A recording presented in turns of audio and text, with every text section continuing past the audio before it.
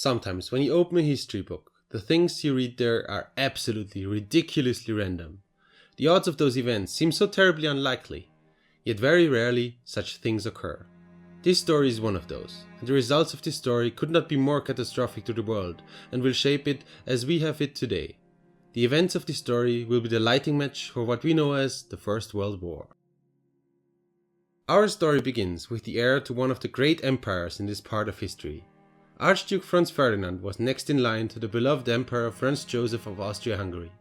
As a person, Franz Ferdinand seemed intelligent, likable, a loving father and husband. He also seemed to understand the current state of the Balkans and wanted to change their standing inside the empire. So at the 28th of June in 1914, he decided to visit Sarajevo and watch military maneuvers of the army.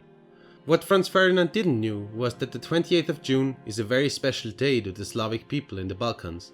It was the 525th anniversary of the battle at the Amsfeld, a very symbolic day for all Slavs. The beginning of the 20th century was marked by assassinations, anarchists and nationalists as ethnic groups tried to create their own state and rule themselves without the big European empires. The Serbs were no exception to that. An ultra-nationalist Serbian group called the Black Hand decided that the 28th of June was their day.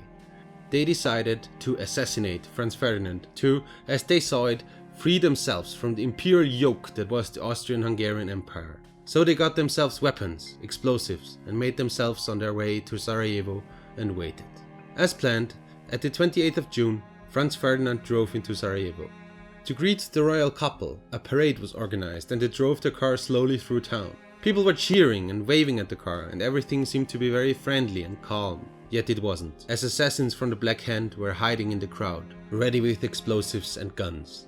The Archduke drove past the first assassin, and nothing happened, as he wasn't able to spot the correct car. The second assassin though spotted him immediately. He jumped out of the crowd and threw his bomb at the Archduke. The driver reacted very fast, pushed the speed, and Franz Ferdinand threw his arms up to protect his wife. The bomb bumped up off his hand, fell behind the speeding car and exploded. Several people were injured and the car from the convoy was heavily damaged. The assassin, Nedeljko Gabrinovic, swallowed a cyanide pill and threw himself into the river. The poison was old though, and the river was not very deep, so it just threw up and was pulled out of the river by the people of Sarajevo. The third assassin, Gavrilo Princip, saw the whole thing unfold and was completely crushed that they weren't able to kill the Archduke. Devastated, he went away from the crowd into a small sideway, thinking about suicide. Archduke Franz Ferdinand, meanwhile, reached the town hall. He was absolutely mad about the attack, but also worried about the people hurt in the crowd. In a very noble but ultimately very stupid move, he decided to visit them in the hospital. The hospital was on the other side of town though, so they had to drive through the city again. To avoid big crowds, they decided to use the small sideways of the city. At one of the crossings, the driver realized they made a wrong turn and tried to back up. Cars back then were quite new though, and backing up without choking the car was very hard, and exactly that would happen to the driver. Principe, our third assassin meanwhile, got hungry from all the assassinating. He went to a little restaurant and ordered a small sandwich. He took the sandwich, grabbed a bite and immediately felt better. Maybe the day wouldn't be so bad after all.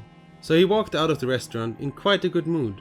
As he went outside, he saw a choked car in the middle of the street. Suddenly, he realized which car it was that was in front of him. The car of the Archduke. Principe dropped his sandwich to the ground, grabbed inside his coat, pulled outside his gun and shot. 2 times. Franz Ferdinand would not survive the attack. He and his wife would both die inside the car. Supposedly, one of the last words he would say were directed to his dying wife. He said, "Sophie, Sophie, don't die, for our children." Principe and his fellow assassins of the Black Hand would be arrested. They would tell the world that they didn't regret what they'd done. This same world that wouldn't be the same after this day.